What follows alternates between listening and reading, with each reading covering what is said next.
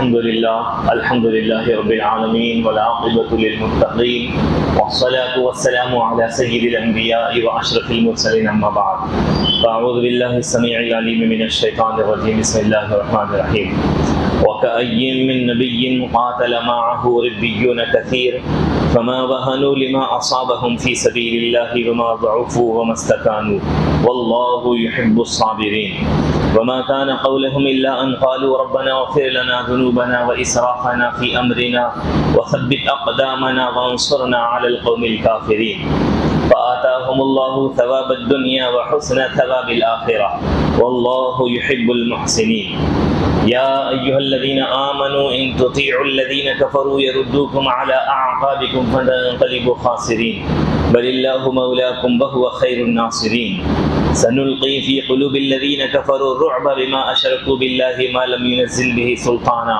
ومأواهم النار وبئس مثوى الظالمين صدق الله العظيم وقال سبحانه وتعالى في شان رسوله الكريم جلالا وإكراما إن الله وملائكته يصلون على النبي يا أيها الذين آمنوا صلوا عليه وسلموا تسليما اللهم صل على سيدنا ومولانا محمد وعترته بعدد كل معلوم لك محترم سامعین کرام، بزرگوں اور دوستوں، عزیز ساتھیوں، اللہ سبحانہ و تعالیٰ کے فضل و کرم اور اس کی توفیق سے گزشتہ نشست میں ہم نے سورہ آل عمران آیت نمبر 145 تک ترجمہ اور اس کی تفسیر پر روشنی ڈالی تھی۔ انشاءاللہ اس کے بعد کی آیت نمبر 146 سے ہم اللہ کو جہاں تک منظور ہوگا اس کا ترجمہ اور اس کی تفسیر پر روشنی ڈالنے کی کوشش کریں گے۔ اللہ سبحانہ و تعالیٰ کلام مجید میں ارشاد فرما رہا ہے وَكَأَيٍّ مِّن نَّبِيٍّ قَاتَلَ مَعَهُ رِبِّيُّونَ كَثِيرٌ فَمَا وَهَنُوا لِمَا أَصَابَهُم فِي سَبِيلِ اللَّهِ وَمَا ضَعُفُوا وَمَا اسْتَكَانُوا وَاللَّهُ يُحِبُّ الصَّابِرِينَ۔ اور کتنے نبیوں کے ساتھ اللہ والوں نے اللہ کی راہ میں قتال کیا اور اللہ کی راہ میں مصائب پہنچنے کی وجہ سے نہ وہ سست ہوئے، نہ کمزور پڑے اور نہ وہ دبے۔ واللہ یحب الصابرین، اللہ سبحانہ و تعالی صبر کرنے والوں سے محبت فرماتا ہے۔ یہ آیت نمبر 146 کا ترجمہ ہے۔ اب اس میں اللہ سبحانہ و تعالی گزشتہ نشست میں آپ نے سنا واقع جنگ احد میں اللہ کے نبی صلی اللہ علیہ وسلم اور ان کے اصحاب پر جو مصیبتیں، مشقتیں، صعوبتیں آئی، اس کو انہوں نے کیسے برداشت کیا، اس کو کیسے فیس کیا، اور اس واقعے کا جو پس منظر ہے اللہ سبحانہ و تعالیٰ نے اس میں بیان فرمایا۔ اب آپ نے گزشتہ نشست میں آپ نے یہ بھی سنا تھا کہ مسلمانوں میں لوگ جب قتل کر دیے جا رہے تھے، لوگوں کی جانیں جا رہی تھی اور حضور صلی اللہ علیہ وسلم کے بھی شہید کر دیے جانے کی افواہیں پھیل گئی تھی، اس میں مسلمان جو ہے افراتفری کا شکار ہو گئے، غلط فہمیوں کا شکار ہو گئے، اور آپس میں جو ہے بعض جو ہے جنگ سے فراری کا اختیار کیا بعض لوگوں نے، اور بعض لوگ جو ہے دل میں یہ سوچنے لگے کہ ہم جو ہے ایک کام کریں گے، کفار سے جو ہے کمپرومائز کر لیں گے۔ یہ سارا جو کچھ اس واقعے میں ہوا، اللہ تعالیٰ جو ہے اس واقعے کی پوری منظر کشی کو ان آیتوں میں بیان فرما رہا ہے۔ آپ نے گزشتہ نشست میں سنا، اسی سلسلے کو آگے بڑھاتے ہوئے اب آگے اسی سلسلے کا ذکر فرماتے ہوئے اللہ تعالیٰ جو حضور صلی اللہ علیہ وسلم کے ساتھ جو صحابہ تھے ان کو فرما رہا ہے وَكَأَيٍّ مِّن نَّبِيٍّ قَاتَلَ مَعَهُ رِبِّيُّونَ كَثِيرٌ۔ تم ہمارے نبی صلی اللہ علیہ وسلم سے پہلے بھی، حضور کی آمد سے پہلے جو انبیاء گزرے ہیں، جو نبیوں کی جماعتیں گزری ہیں، ان میں بھی اس نبیوں کے ساتھیوں میں، ان نبی کے اصحاب میں ایسے اللہ والے بہت سے گزرے ہیں جنہوں نے قتال کیا، جنہوں نے قتال کرنا میں جنگ لڑنا، جنگ کرنا، تو جنگ میں مار دیے جانا، قتل کرنا اور قتل کیے جانا، وہ سب قتال میں شمار ہوتا ہے۔ تو کأی من نبی قاتل معہ ربیون کثیر، ربیون یہ ربانیون ہیں ایکچولی دراصل، یعنی کہ اللہ والے. وَكَأَيٍّ مِّن نَبِيٍّ قَاتَلَ مَعَهُ، نبیوں میں ایسے بہت سارے نبیوں کے ساتھی گزرے ہیں جنہوں نے نبیوں کا ساتھ دیا جنگوں میں، اور جو ہے وہ جنگ میں شریک بھی ہوئے اور انہوں نے قتل بھی کیا اور وہ لوگ خود قتل بھی ہوئے. فَمَا وَهَنُوا لِمَا أَصَابَهُمْ، ان میں جو ہے کسی نے سستی کا مظاہرہ نہیں کیا. یہ کس کی بات چل رہی ہے؟ پچھلے انبیاء، سابقہ انبیاء، ان کی قوم جب ان کو ستاتی تھی تو ان کے ساتھ میں جو لوگ ہوتے تھے، جیسے موسیٰ علیہ السلام ہے، زکریا علیہ السلام ہے، یحییٰ علیہ السلام ہے، شعیب علیہ السلام ہے، یعقوب علیہ السلام ہے، ابراہیم علیہ السلام ہے، یہ جتنے نبی گزرے ہیں ان نبیوں کے ساتھیوں میں اللہ والے لوگ ایسے بھی تھے. یہ ایسا نہیں ہے کہ یہ آخری نبی کی امت کے ساتھ ایسا ہو رہا ہے، آخری نبی جنگ کر رہے ہیں، آخری نبی کے صحابہ جنگ کر رہے ہیں، تم ہی جنگ کر رہے ہو، ایسا نہیں ہے. یہ پچھلے انبیاء نے بھی اس طرح جنگیں کی ہے.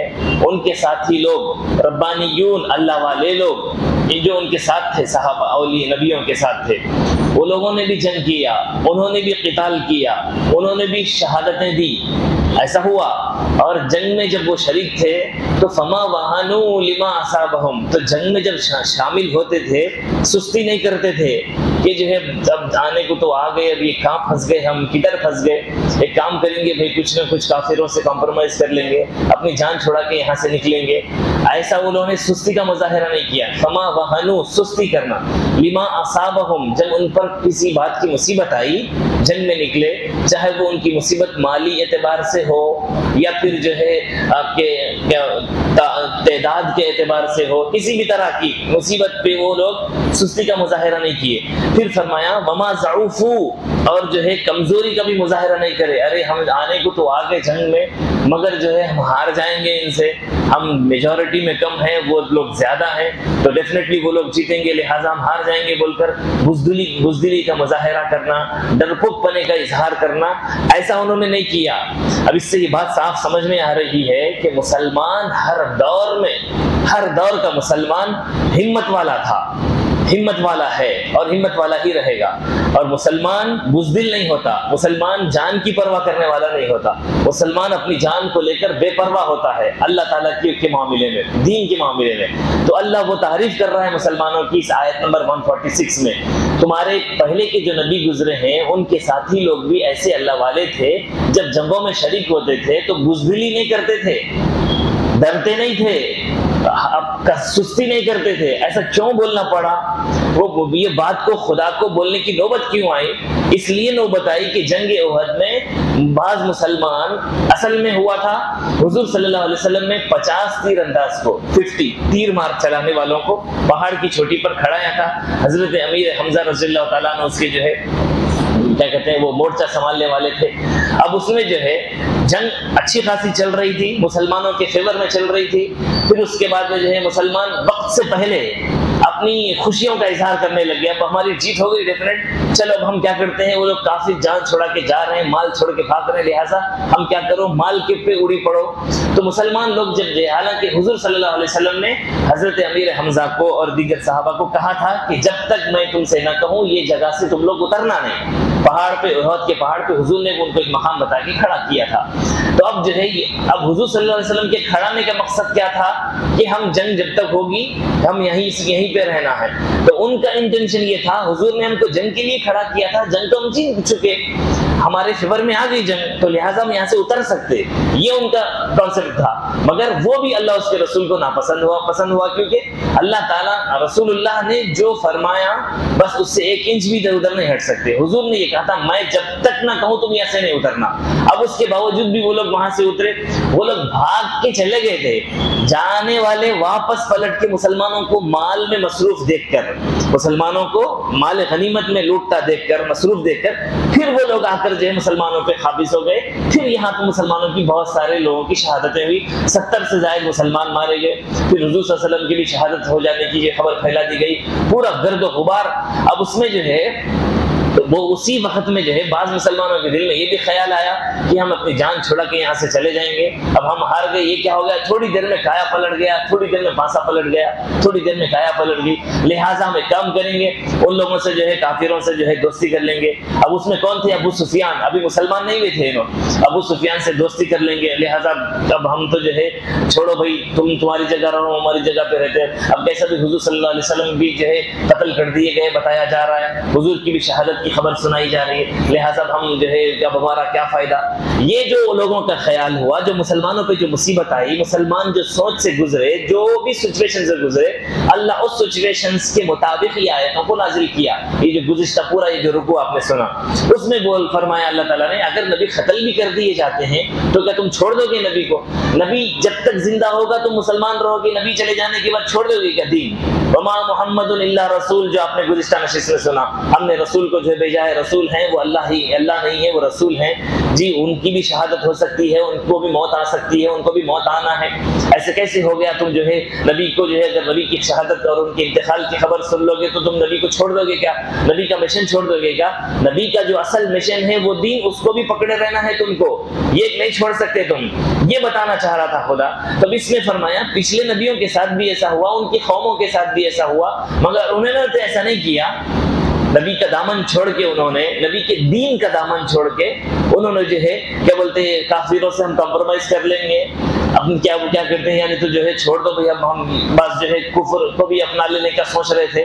تو یہ جو ان کے دلوں میں جو خیال آیا، اللہ تعالیٰ اس کو ان کو جو ہے جواب دے کے بتا رہا ہے، ان کی اصلاح کر رہا ہے غلطیوں کو کلیریفیکیشن کے لیے۔ دیکھو نبی کا جو دین ہے، نبی کا جو مشن ہے، جان چلے جائے پرواہ نہیں، خاندان لٹ جائے، دنیا لٹ جائے پرواہ نہیں، نبی نے جو کہا، نبی پاک علیہ السلام کی سنت پر، ان کی اطاعت پر قائم رہنا اور نبی کے مشن پر قائم رہنا، یہ اصل ایجنڈا ہے۔ نبی پاک علیہ السلام کو تو انتقال ہونا ہی ہونا ہے، آج نہیں تو کل صحیح، وہ تو جائیں گے ہی جائیں گے، ان کے جانے سے کیا تم دین چھوڑ دو گے؟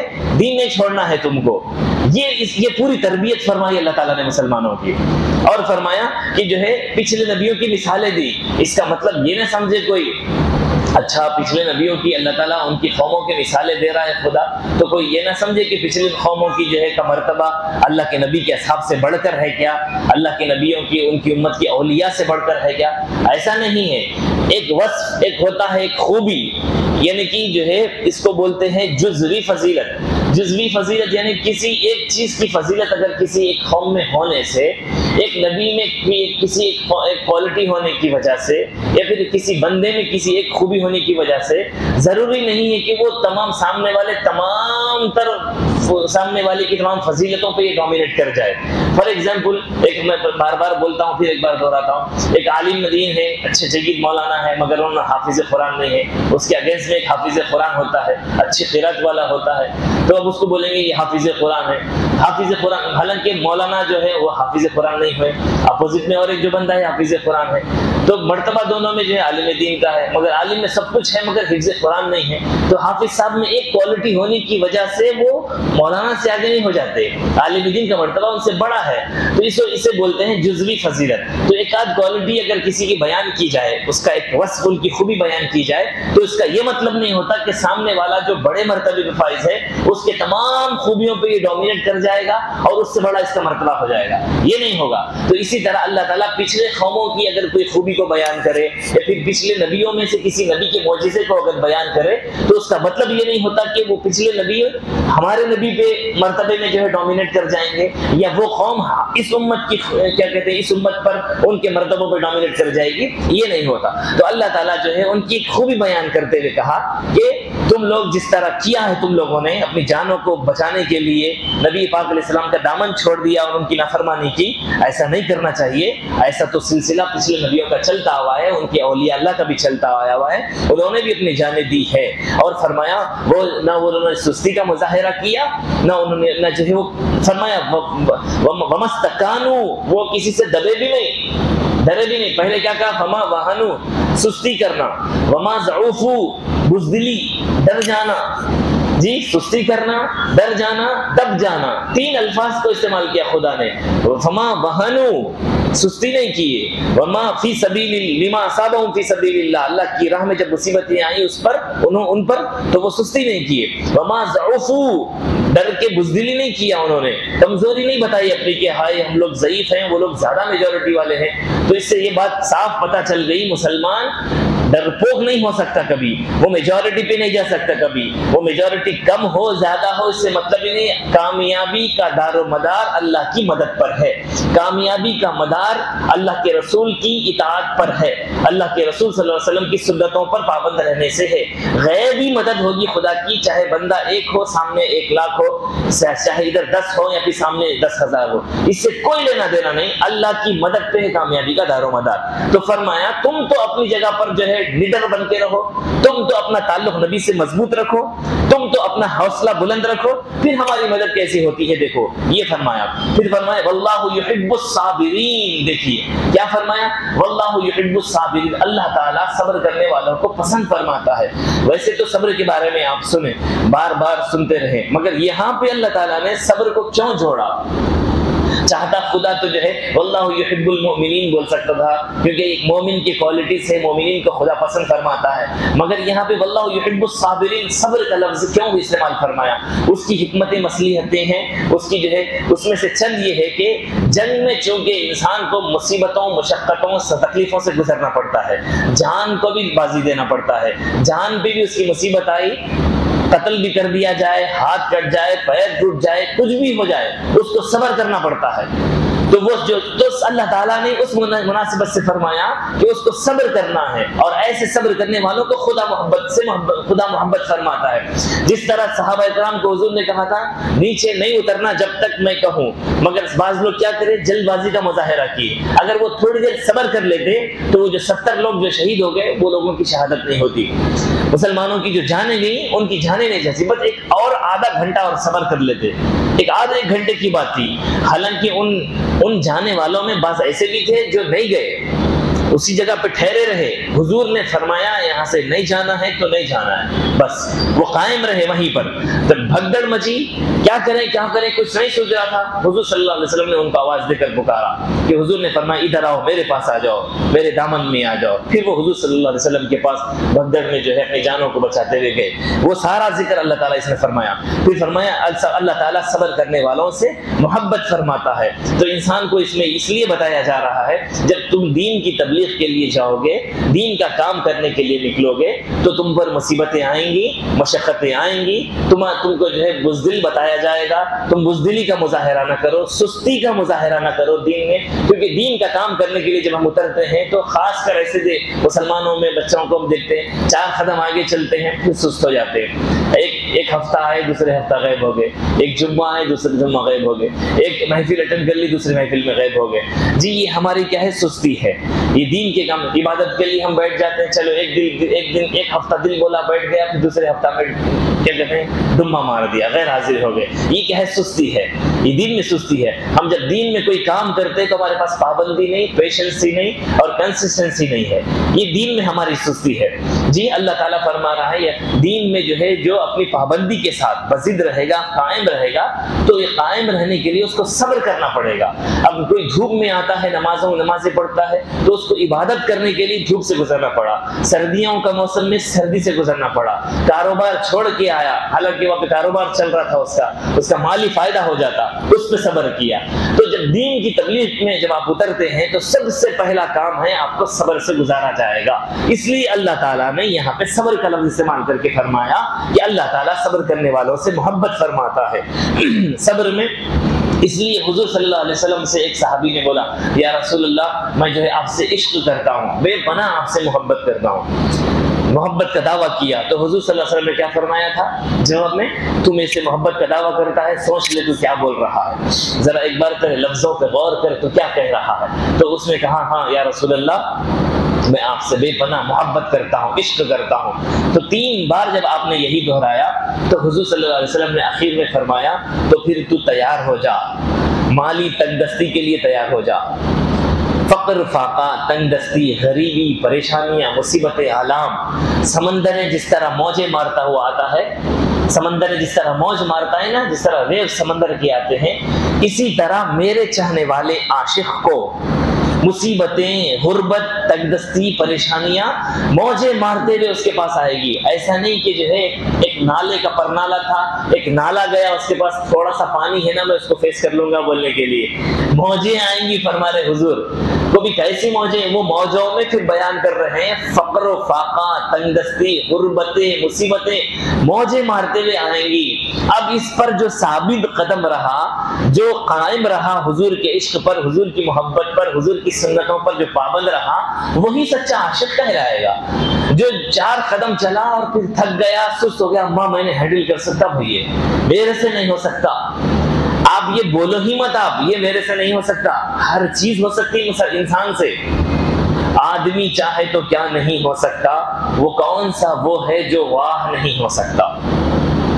ہر کام ہو سکتا۔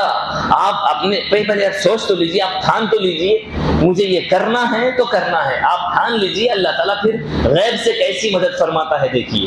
اللہ تعالیٰ جو ہے، اس لیے اللہ تعالیٰ نے حضور کے لیے فرمایا الم نشرح لک صدرک، اے نبی ہم نے کیا آپ کا سینہ کشادہ نہیں کر دیا؟ ووضعنا عنک وزرک، آپ کے جو ہے کیا کہتے ہیں الذی انقض ظہرک، آپ کے کندھوں پر، آپ کے سینے پر، آپ کے کندھوں پر جو نبوت و رسالت کی جو ذمہ داری تھی، وہ بار ہم نے اتار کے آپ کے کندھوں سے ہلکا نہیں کر دیا ہم نے آپ کے لیے۔ ورفعنا لک ذکرک، ہم نے آپ کے ذکر کو آپ کی خاطر بلند کر دیا۔ حضور صلی اللہ علیہ وسلم کو پوری کائنات میں سب سے زیادہ آزمایا گیا۔ حضور نے اس لیے فرمایا کہ جب تم اپنی مصیبتیں تمہاری ستانے لگے تو تم میری مصیبتیں یاد کرو تاکہ تمہاری مصیبتیں آسان ہو جائے گی۔ تو اللہ کے رسول صلی اللہ علیہ وسلم کو سب سے زیادہ چاہا گیا اور سب سے زیادہ ستایا بھی گیا، سب سے زیادہ تکلیف بھی پہنچ۔ اللہ تعالیٰ نے سب سے زیادہ حضور کو چاہا، سب سے زیادہ اپنا محبوب بنایا، اور اللہ تعالیٰ کی طرف سے مصیبتیں بھی آئی، ڈالی گئیں، مگر حضور صلی اللہ علیہ وسلم نے صبر کر کے بتایا بھی، اور حضور صلی اللہ علیہ وسلم نے ہر طرح سے اللہ تعالیٰ کی ڈالی ہوئی مصیبتوں پر صبر جمیل کر کے بتایا۔ اس کے باوجود بھی اللہ تعالیٰ جو ہے بیان کر رہا ہے تم پہ جو مصیبتیں آئیں، جو مشقتیں آئیں، تم پہ جو ذمہ داریاں تھیں، وہ ذمہ داریوں کے بوجھ کو ہم نے ہلکا کر دیا، آپ کی خاطر ہم نے کیا۔ اگر ایسا خدا نہ کرتا، حضور کو ایسے ہی تنہا چھوڑ دیتا اگر، تو پھر یہ دین کیسے پھیلتا تھا؟ پھر اللہ تعالیٰ جو نے فرمایا کنت کنزا مخفیا، میں چھپا ہوا خزانہ تھا، میں نے چاہا کہ میں پہچنوایا جاؤں تو میں نے نور محمدی کو بنایا۔ پھر مقصد ہی ختم ہو گیا تھا نا، پوائنٹ لیس ہو گیا تھا۔ پھر اگر حضور کو بھیجتا، پھر اپنا محبوب بنا کے بھیجتا، پھر حضور پہ مصیبتیں بھی ڈالتا اور حضور پہ مدد بھی نہیں کرتا خدا، تو پھر مطلب ہی ختم ہو گیا تھا۔ پھر کون مدد کرتے تھے؟ دین کی کون مدد کرنا ہے؟ دین ہی آباد نہیں ہوتا تھا، دین پھیلتا ہی نہیں تھا، تو خدا کو تو مدد کرنا ہی کرنا تھا، بلا کوئی چارہ اس کے سوا کوئی بات ہی نہیں تھی، مدد تو کرنا ہی کرنا تھا دین کی تبلیغ کے لیے۔ اللہ تعالیٰ محتاج نہیں ہے، میں بغیر اس کے بھی ڈائریکٹ وہ کر سکتا ہے، مگر اللہ نے جب سبب بنایا رسول کو کہ رسول کے ذریعے دین کی تبلیغ ہونا ہے، تو پھر خدا کی تو مدد ہونا ہی ہونا ہے۔ تو نبی تو اپنی طرف سے اپنے سائڈ سے صبر کر رہے اور خدا اپنے سائڈ سے مدد کر رہا ہے۔ یہ کیوں دونوں کو میچ کیا؟ مسلمانوں کو بتانے کے لیے تم بھی جب دین کے کام میں اترو، دین کی تبلیغ کے لیے اترو، اللہ کو پانے کے لیے میدان میں اترو، تو تم پہ مصیبتیں، مشقتیں، مصیبتیں، تکلیفیں، غربت، تنگدستیاں موجیں مارتے ہوئے تمہارے پاس آئیں گی۔ تم صبر کا مظاہرہ کرو، رسول کا دامن مت چھوڑو اور اللہ کا دامن مت چھوڑو، اور تم جو ہے اللہ اس کے رسول کی کیا کہتے ہیں اطاعت پر ثابت قدم رہو، اور یہ جو مصیبتیں آئیں اس پہ تم صبر کرتے رہو۔ اللہ تعالیٰ جو ہے صبر کرنے والوں سے محبت فرماتا ہے۔ اس طرح کہے کہ پچھلے انبیاء علیہ السلام کی تاریخ اس لیے سنایا تاکہ یہ امت بھی یہ نہ سمجھے، پچھلے لوگوں کا واقعہ سنانے کی یہ بھی ایک وجہ ہوتی ہے، ایک تو ان کی شان بھی بیان کرنا ہوتا ہے، اور دوسری بات یہ بھی مقصد ہوتا ہے کہ یہ قوم نہ سمجھے کہیں مسلمان کہ ہم پہ آ رہی ساری مصیبتیں، سب سے زیادہ مصیبتیں ہم ہی جھیل رہے۔ پچھلے نبیوں کی قوم جو ہے خالی ان کو کیا 800 سال 600 سال لمبی زندگی صحت کے ساتھ جیے وہ لوگ، نہ انہوں نے جان کی قربانی دی، نہ جہاد کیا انہوں نے، کچھ نہیں، یہ سب ہم کو گزرنا پڑ رہا ہے غریبی سے، تنگدستی سے، ورنہ پچھلے کے لوگ تو جو ہے مزے میں گزر گئے، ایسا نہیں تھا ان کو پریشانی ہے، ہم لوگ جھیل رہے سارا سب کچھ۔ ایسا اس امت کے دماغ میں یہ خیال نہ آئے، اس لیے اللہ تعالیٰ جو ہے پچھلی قوم کا ذکر فرمایا۔ جب ان کا زمانہ گزرتا تھا، ان کا دور چلتا تھا، تو ہماری باتیں کرتا تھا خدا، قرآن میں ہے جی. اس لیے نبیاں رسول اپنی اپنی قوموں کے سامنے ہمارا ذکر کرتے تھے. خدا ان کے سامنے ہمارے واقعات کو بیان کرتا تھا. کیوں؟ اصل میں بتانا کیا ہے؟ بتانا تو سب کو ایک ہی ہے. سیدھی سیدھی بات کم لفظوں میں 2 لفظوں میں اگر بولیں تو سارے مسلمان ایک ہے. بس آدم علیہ السلام سے لے کر ہمارے نبی صلی اللہ علیہ وسلم قیامت تک کے آنے والے یہ سب جنتیوں کی جماعت ہے. سب کی سوچ ایک ہی ہے, سب ایک ہی ہے, سب کو ایک ہی جنت میں رہنا ہے, ایک ساتھ رہنا ہے جی. اور سب کے سب مسلمان کے جس طرح دل ہوتا ہے سب کے سب اللہ کو ماننے والے, اللہ کو سجدہ کرنے والے, اپنے اپنے نبیوں کو ماننے والے. اس میں اختلاف نہیں ہے. کوئی یہ نبی کو مان رہا ہے, وہ نبی کو مان رہا ہے, تو ان کی آخرت پہ ایمان رکھنے میں کوئی اختلاف نہیں ہے. عقائد سب کے ایک ہے, سب مسلمان ایک جیسے ہیں, اس میں کوئی فرق نہیں ہے. تو ایک اینگل سے اگر دیکھیں تو تمام مسلمان آپس میں ایک دوسرے کے بھائی ہیں. تو اس میں اللہ تعالیٰ تمام بھائیوں کو, یہ بھائی کے سامنے وہ بھائی کا ذکر کر رہا ہے, ان کی تعریف کر رہا ہے, وہ بھائی کے سامنے یہ بھائی کی تعریف کر رہا ہے, ان کی تعریف, ان کے ذکر کر رہا ہے, ان کی شان بیان کر رہا ہے. اب انہی بھائیوں میں, انہی دینی بھائیوں میں جو سب سے جس کا بڑا مرتبہ ہے وہ نبی پاک علیہ السلام کی امت کا ہے, تو فرمایا کہ تم سب سے پیاری امت ہو مرتبے کے اعتبار سے. مگر اس کا مطلب یہ نہیں ہے کہ جو ہے یہ لوگ جو ہے وہ عام معمولی جنت میں رہیں گے, ان کے لیے وہ فیسلٹیز نہیں ہے جو اعلیٰ درجے کی, یعنی تو حضور صلی اللہ علیہ وسلم کی امت کے لیے جو دیا گیا ان کے لیے نہیں ہے وہ جنت, وہ مقامات ویسا ہے, ایسا کچھ نہیں ہے. جنت تو تمام مسلمانوں کے لیے ہے, سب کے لیے ہے. اللہ سب سے محبت فرماتا ہے, اس لیے تو کہا ربانی کہا اللہ تعالیٰ نے. ہم کیا سمجھتے ہیں ربانی یعنی اللہ والے لوگ, ربانیین ہم معشوق ربانی بولتے ہیں, اللہ تعالیٰ جن سے محبت. علماء ربانیین یوز کرتے ہیں, اللہ والے مولانا لوگ.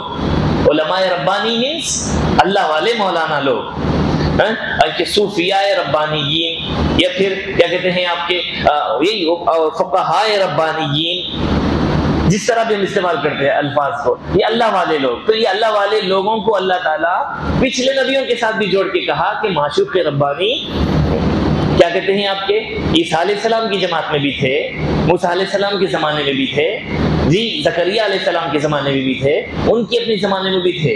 یہ الگ مرتبہ ہے, بات ہے کہ مرتبہ اس امت کا سب سے زیادہ ہے, مگر اللہ والے لوگ تو ہر جگہ پہ موجود تھے, ہر زمانے میں موجود تھے. اس لیے اصحاب کہف کا واقعہ سنایا خدا نے. کیوں؟ وہ بھی تو اللہ والے تھے. ان کی خاطر جو ہے سورج کو اللہ تعالیٰ نے سورج کو حکم دیا تھا, سورج کو فرمایا وَتَرَى الشَّمْسَ إِذَا طَلَعَتْ تَزَاوَرُ عَنْ كَهْفِهِمْ. ہم نے سورج کو دیکھتے ہیں آپ کہ جب جو ہے وہ اللہ والے اس غار میں آرام کرتے تھے تو جب سر پہ ہوتا تو وہ بازو سے نکل جایا کرتا تھا تاکہ ان کو چھاؤں پڑے. ڈائریکٹلی وہ غار جو ہے سرانے پہ تھا, جس کا دہانہ کھلا, جو مین ٹاپ ہوتا ہے وہ کھلا تھا, کہیں ایسا نہ ہو کہ ان پر روشنی پڑے اور وہ سورج کی نیند سے روشنی سے وہ اٹھ جائے. سورج بازو سے نکل جایا کرتا تھا. وہ اس امت کے اولیاء نہیں تھے, وہ پچھلی زمانوں کی امت کے اولیاء اللہ تھے. ان کے لیے تو ولی ہے, بس ختم. اللہ والا ہے, اس کے لیے وہی فیسلٹیز ہے جو اللہ تعالیٰ اپنے محبوب بندوں کے لیے دیتا ہے. تو اس میں جو ہے اولیاء کا ذکر کر کے فرمایا کہ جو ہے اولیاء اللہ مصیبتوں پہ صبر کرنے والے ہوتے, وہ بزدل نہیں ہوتے, وہ ڈرنے والے نہیں ہوتے, وہ دبنے والے نہیں ہوتے, وہ صبر کرنے والے ہوتے ہیں. یہ ان کی خوبیوں کو بیان فرمایا. پھر آیت نمبر 147 میں 147 میں فرمایا وما كان قولهم الا ان قالوا ربنا اغفر لنا ذنوبنا واسرافنا في امرنا وثبت اقدامنا وانصرنا على القوم الكافرين. ہائے کتنی پیاری بات ہے. دیکھیے فرمایا وما كان قولهم, اور ان کی باتیں کیا ہوتی تھی معلوم ہے؟ فرمایا وما كان قولهم, ان کی باتیں اللہ سے کیا ہوتی تھی؟ اللہ سے جب بات کرتے تھے تو کیا بولتے تھے؟ بس یہی بولتے تھے الا ان قالوا ربنا اغفر لنا, مولا ہم کو بخش دے, تو ہم کو معاف کر دے. ربنا اغفر لنا ذنوبنا, ہمارے گناہوں کو معاف کر دے. واسرافنا فی امرنا, اسراف سمجھتے ہیں آپ کس کو بولتے ہیں؟ اسراف کرنا, زیادتی کرنے کو بولتے ہیں. پیسوں میں جو زیادہ خرچہ کرتے ہیں اس کو بھی بولتے ہیں اسراف کرنا جی. اس کے علاوہ بھی زیادتیاں کرنے کو بولتے ہیں اسراف کرنا, مگر جنرلی اسراف پیسوں میں زیادہ خرچہ کرنے کو بولتے ہیں. تو خیر اللہ تعالیٰ یہاں پہ فرمایا کہ ان کی باتیں یہ ہوتی تھی اسرافنا, ہماری زیادتیاں جو ہم سے ہو گئی اس کو معاف کر دے, ایسا بولتے تھے. فی امرنا, معاملات میں, جو بھی، چاہے وہ تیرے سے معاملہ ہو یا تیری خاطر دین میں معاملہ ہو یا لوگوں سے معاملات ہو، بیوی بچوں سے کھانے پینے کے معاملات ہو، یہ معاملات میں کم سے کم اونچ نیچ ہو جاتی نا. کبھی بیوی شوہر پہ زیادہ غصہ کر کے اس کو زیادہ ریاکٹ کر دیتا، اس کی چھوٹی غلطی رہتی بڑا جھگڑا ہو جاتا. یہ زیادتی ہوئی نہیں ہوئی؟ بالکل اسی طرح کمائی میں بھی زیادتی ہو جاتی. 100 روپے کی خاطر جو ہے بہت بڑا جھوٹ بول دیا، زیادتی ہو گئی نا. اس طرح معاملات میں زیادتیاں جو ہوتی ہیں، ایسا ان کے ساتھ ہوتا اگر، تو ان کی باتیں کیا ہوتی زبان پہ؟ وہ یہی بولتے ربنا اغفر لنا ذنوبنا، ہم سے غلطی ہو گئی مولا ہماری غلطیوں کو معاف کر دے، ہم سے جو زیادتیاں ہو گئی وہ زیادتیوں کو بھی معاف فرما دے. وثبت اقدامنا، ہم کو دین میں ثابت قدم رکھ، جمائے رکھ. ایسا نہیں کہ یہ دیکھا ہوا کا جھونکا ایسا ہو گیا، ادھر ہوا چلے گیا، پھر ادھر ہوا چلے گیا، کافروں کی جماعت کے پاس پیسہ دیکھا ادھر ہو گئی، نہیں مسلمانوں کے پاس اچھے دن نظر آ رہے ہیں مسلمانوں کا ہو گیا. ایسا نہیں، ثبت اقدامنا، ثابت قدم رکھ، ہمارے قدموں کو کرتے تھے. وانصرنا علی القوم الکافرین، اور کافروں پر، کافروں کی جماعت پر ہم کو مدد عطا فرما. اب یہ کیوں بولا خدا نے آیت نمبر 147 میں، یہ کیوں فرمایا؟ اب پھر وہی بات واقع احد، وہ جو سلسلہ چل رہا ہے. اس سے پہلے کیا بیان کیا تھا کہ وہ ربانی لوگ کیسے تھے؟ ثابت قدم رہتے تھے، ڈرتے نہیں تھے، بزدل نہیں تھے، سستی نہیں کرتے تھے. غلطی ہو جائے اگر تو یہ لوگ کیا کرے تھے؟ غلطی ان سے کیا غلطی ہو گئی تھی؟ پہاڑ سے نیچے اتر گئے، وقت سے پہلے جو ہے مال غنیمت لینے کے لیے چلے گئے. یہ جو غلطیاں ان سے ہوئی، ایک غلطی ہو گئی تو غلطی کی سزا کیا ملی ان کو؟ وہ لوگ ہم پہ ڈومینیٹ کر گئے، مسلمانوں کی جانیں گئیں، تو پورا غلط سلط ہو گیا نا، پورا معاملہ بھتر ہو گیا. تو یہ اور بھی بھتر ہو رہا سو دیکھ کر، اور بھی اور جانے جاری سے دیکھ کر اس میں اور کنفیوز لوگ اور کیا کرنے لگے، ارے ایک کام کریں گے، خاموشی سے ابو سفیان سے کمپرومائز کر لیں گے، ایسی باتیں کرنے لگے، ایسا خیال آنے لگا. تو اللہ تعالیٰ جو ہے یہ کیا بیوقوفی کر رہے تم لوگ؟ اللہ ان کی ذہنوں کی صفائی کر رہا ہے. یہ کیا بیوقوفی کر رہے تم لوگ؟ کیا باتیں ہو رہی تمہاری؟ کیا بزدلی کا مظاہرہ کر رہے؟ ڈگمگا کے ختم اتنی سی بات پہ تمہارے. پچھلے لوگوں کے ساتھ جب ایسا ہوتا تھا تو ان سے جب غلطی ہوتی تھی، تمہارے سے غلطی ہو گئی تو کیا ہوا؟ مصیبت آئی تم پہ. مصیبت آئی تو اور مصیبت مولنے والی باتیں کر رہے تم لوگ. اور مصیبت کیا بول رہے؟ کافروں سے کمپرومائز کر لیں گے، خاموش جان بچ جاتی ہے اپنی، ایسی باتیں ہو رہی. وہ لوگوں پہ جب مصیبت آتی تھی وہ ان کی باتیں کیا ہوتی تھی؟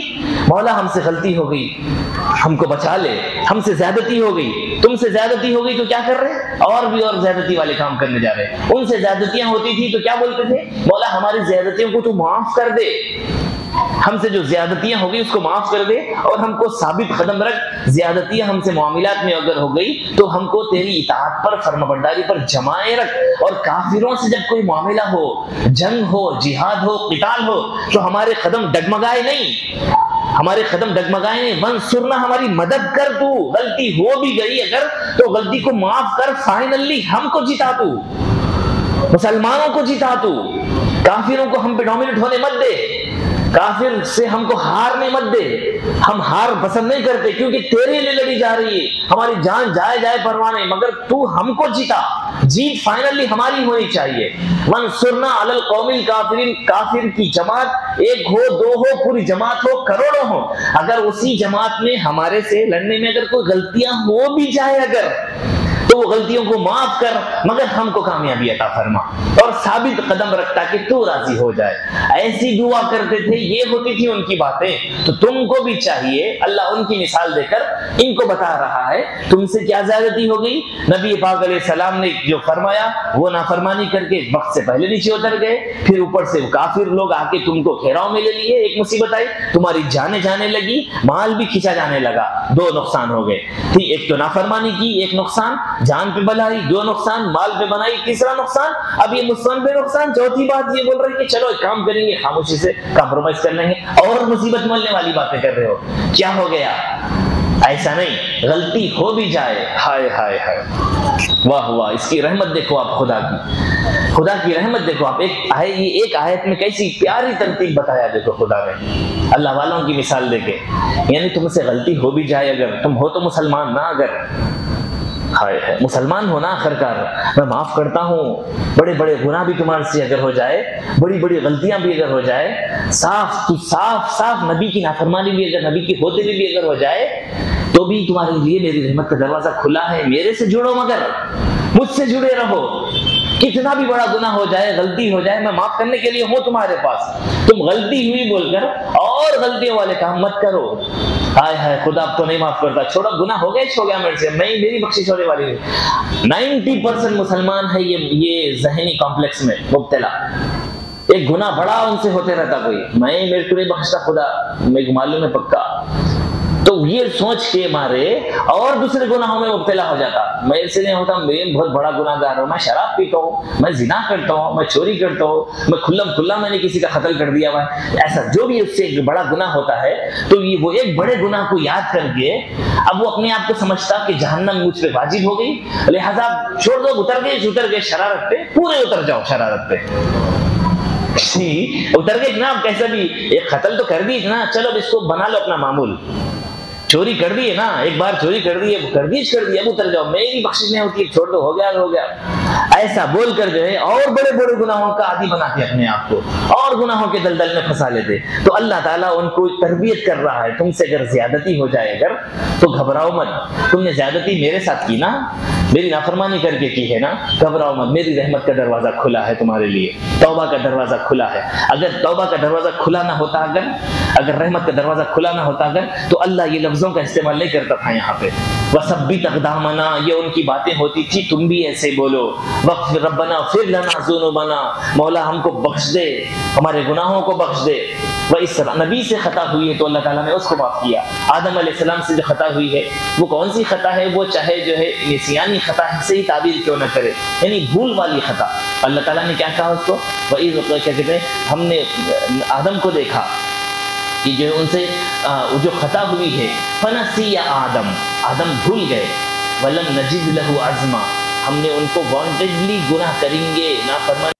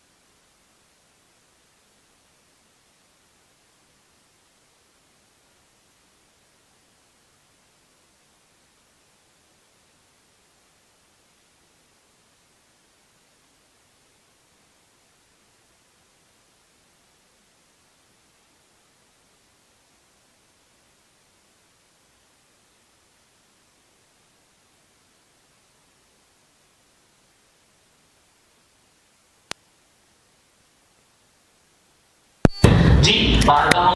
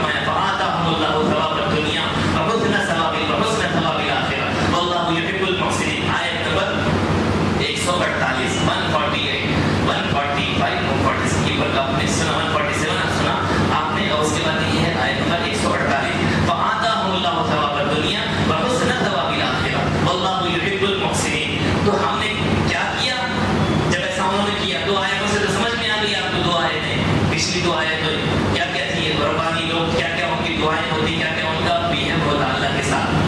پھر ہمارا بیہیو کیسا ہوتا آپ اپنا سنا رہے خدا. آیت نمبر 148 میں فآتاہم اللہ ثواب الدنیا وحسن ثواب الآخرہ. تو ہم نے بھی ان کے ساتھ کیا کیا؟ دنیا میں بھی ان کے ساتھ خیر خوبی کا معاملہ کیا اور آخرت میں بھی ان کے ساتھ ہم نے خیر خواہی کا معاملہ کیا.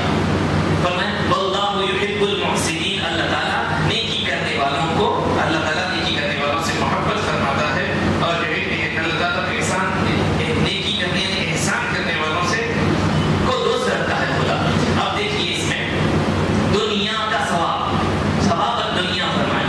دنیا کا ثواب گزشتہ آپ نے سنا کہ دنیا کا ثواب یہ ہے کہ دنیا میں آپ کو کسی نعمت کے بدلے، تو کسی نیکی کے بدلے میں کوئی نعمت سے سرفراز کیا جانا.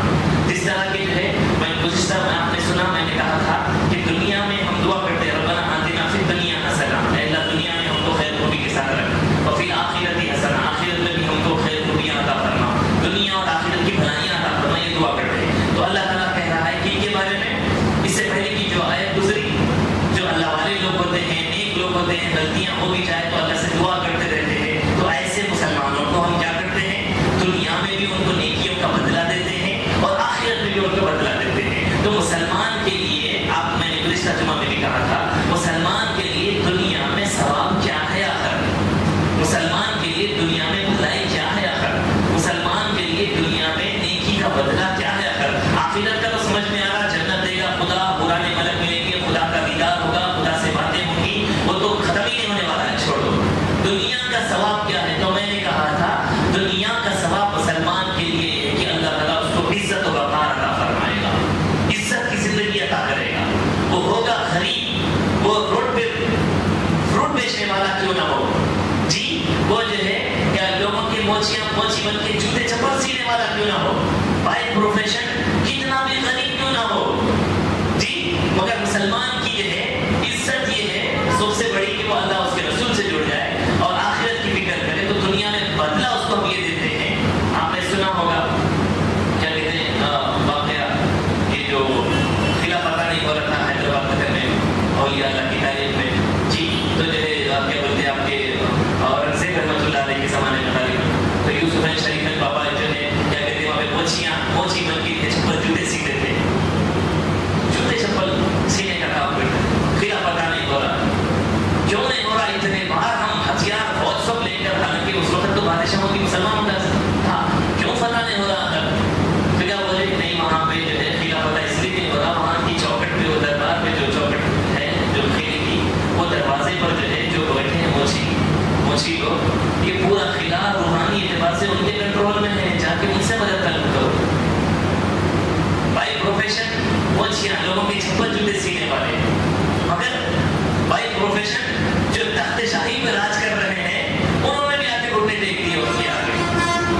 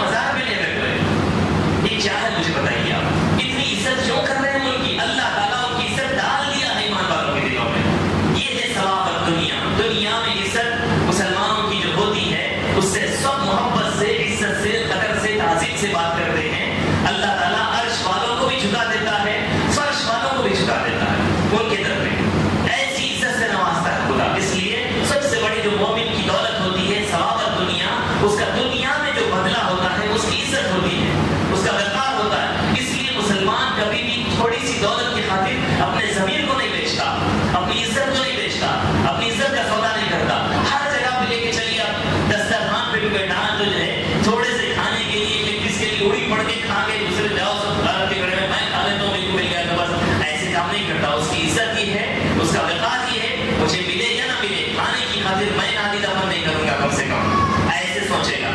ہر معاملے میں اسی طرح اس کے سامنے لاکھوں کروڑوں کا آپشن رکھ دے, مگر وہ اپنے وقار, اپنی عزت کے لیے اور اللہ اس کے رسول کو راضی کرنے کے لیے تھوڑے سی پیسوں کی خاطر وہ کیا کہتے ہیں اپنے ایمان کا سودا نہیں کرے گا. تو اس کی نیکیوں کی وجہ سے لوگوں کے دلوں میں جو روک بیٹھ جاتا ہے. اب اس کا بھی ذکر آ رہا ہے آگے کی آیت میں, وہ بھی فرمایا خدا تو ایمان والوں کی نیکیوں کی وجہ سے ان کے اس کا صلہ ہم کیسے دیتے ہیں معلوم, نیکیوں کی وجہ سے کافروں کو ڈرا دیتے ہیں, مسلمانوں کا روک بٹھا دیتے ہیں, مومنوں کی دل میں عزت بٹھا دیتے ہیں, عزت بٹھا کر ان کا وقار بٹھا کر کفار پر مومن کا روک بٹھا دیتے ہیں. اب وہ ڈرنے لگ جاتے ہیں. اب وہی ہوا آگے آ رہا ہے, اس کا بھی ذکر شاید اگلے جمعہ میں ہو. تو بس بتایا فآتاہم اللہ ثواب الدنیا وحسن ثواب الآخرہ, دنیا میں بھی ہم اس کو جو ہے نیکیوں کا بدلہ دیتے ہیں اور آخرت میں بھی نیکیوں کا بدلہ. ایک بات تو یہ ہو گئی کہ عزت عطا کرتا ہے خدا. دوسری بات اللہ تعالیٰ ہم کو حلال رزق عطا فرماتا ہے. یہ بات بھی طے ہے, یاد رکھ لیجیے. اولیاء اللہ کا معاملہ ایسا ہوتا ہے, کوئی حرام کھانا اگر لا کے نہیں دے غلطی سے ان کو دھوکے سے اگر وہ کھا بھی لے, تو کئی اولیاء اللہ کے ہم نے ایسے قصے سنے ہیں, ان کو جو ہے باؤنڈنگس ہو جاتی ہے, خیر ہو جاتی ہے. کئی بزرگان نے جن کے سنا ہے, خود ہمارے حضرت اللہ کا کا واقعہ ہم نے سنا کہ جو ہے ایک جگہ پر ایسی دعوت میں گئے, آنے کے بعد دیکھتے ہیں مسلسل سلسلہ بار جو ہے باؤنڈنگس ہو رہے. پھر یہ کیا وجہ ہے کر پوچھا گیا تو بس بتایا سب جو ہے کہ ایسا ہے, حرام لقمہ ہمارے پیٹ میں نہیں کر سکتا, اگر اتر گیا غلطی سے تو پھر ہمارے ساتھ یہی معاملہ ہوتا ہے. جی تو یہ تو میں ہمارے حضرت کا ایک واقعہ سنایا ہوں. ایسے بہت سارے اولیاء اللہ کا, پہلے تو اور سے بات رضی اللہ تعالیٰ کا بھی واقعہ آپ کے سامنے جو ہے جو دولت کو ہیرے جواہرات کو بادشاہ لا کے لگا, آپ نے انکار کر دیا.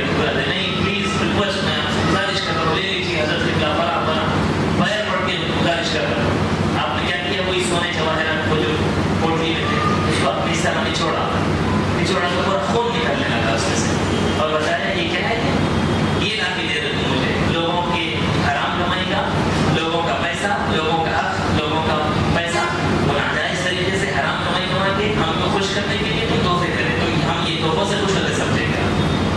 یہ حرام کمائی لوگوں کی خون پسینہ ہے, یہ لوگوں کا خون پسینہ ان کی محنت کی کمائی ہے, جو تم نے ہڑپا ہے وہ مجھے لا کے دے رہے. تو اولیاء اللہ کے پاس حرام چیز آ ہی نہیں سکتی, پتہ چل جاتا ہے ان کو. تو یہ معاملات ہوتے ہیں. تو یہ کیا ہوتا ہے, ثواب دنیا کا ثواب ہے. یہ اللہ تعالیٰ ان کو حرام چیزوں, حرام کھانوں, یہ سب چیزوں سے دور رکھتا ہے. اس لیے اولیاء اللہ کو کیا بولتے ہیں ہم لوگ, نبی معصوم ہوتا ہے, ولی محفوظ ہوتا ہے. معصوم گناہ سے پاک, بالکل پاک. جس طرح چھوٹے بچے کو کچھ بھی نہیں معلوم ہوتا نا, اسی طرح گناہ کرنا نبی کو معلوم ہی نہیں ہے, اس طرح معصوم. اسی طرح اولیاء اللہ محفوظ, یعنی کہ محفوظ, یہ بھی کچھ کم لفظ ہے, واہ, محفوظ, اللہ کو محفوظ کر دیا. یعنی ولی گناہ کرنا چاہے بھی تو نہیں کر سکتا, خدا محفوظ کر دیا اس کو, اپنے اظہار میں لے لیا اس کو. ولی, میں آپ کو یہ ولی کی شان یہ نہیں ہے پہلے تو کہ وہ گناہوں کا خیال کرے, گناہوں کے پلاننگز کرے.